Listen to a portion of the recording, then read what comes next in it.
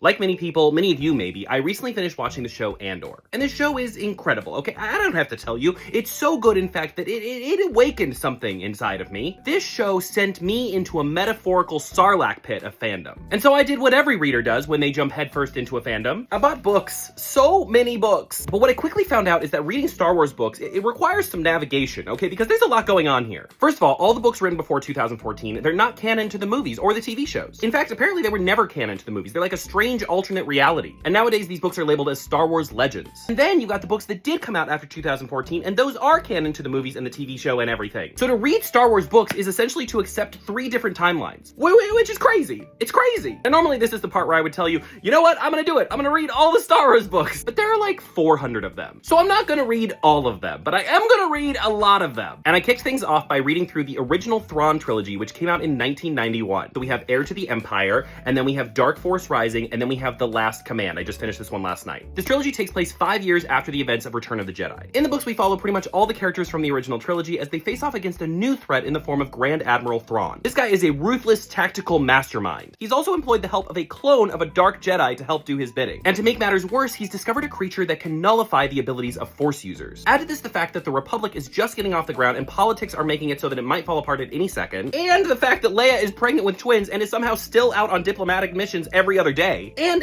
the fact that a new character named Mara Jade, who is Darth Sidious's right-hand woman, is out to end Luke's life. Add all of that up and you've got quite the trilogy. And listen, I generally like the sequel trilogy. I know that's a hot take, but reading these books genuinely made me upset that this was not the trilogy that we got made into movies, because they so masterfully take these characters on the next step of their journey. These books also do a lot of really excellent callbacks to the original trilogy and even tie in really well with the prequels. And it uses our knowledge of the original trilogy to create some really great moments, like the twist at the end of the last book. Wild. They're not canon, but they feel like they should be. And though Timothy Zahn does a great job of writing our original characters, he also does a great job of introducing new ones. Mara Jade is of course excellent, but we've also got the smuggler Talon Card, who feels right at home in this world. I think my only real complaint about this trilogy is that I never found our villains to be quite as much of a threat as, say, Darth Vader and Darth Sidious. The books do a lot of work telling us how terrifying Thrawn and the Dark Jedi Sabaoth are, but I feel like their actual actions in the book aren't really that scary and are often easily escaped by our heroes. It's important to let your villains win sometimes to really establish them as a threat, and I do feel like these books could have done a lot more of that. All that being said, I really enjoyed these a lot, like a lot. And now I feel fully ready to jump into even more Star Wars books. I have been a little hesitant to get into Star Wars on the internet because I know the fandom is wild, but you know what? I want to talk about this journey with other fans. And if things do get spicy, well, you know, that's why God invented the block button. I think next up on my reading list is going to be the Rogue Squadron trilogy, but I'm curious to know, what Star Wars books would you recommend to someone who is brand new to Star Wars books? I'm really excited to talk about Star Wars with you guys. Oh, I also started watching Rebels for the first time, so maybe I'll make a video about that. Okay, I'm gonna go read.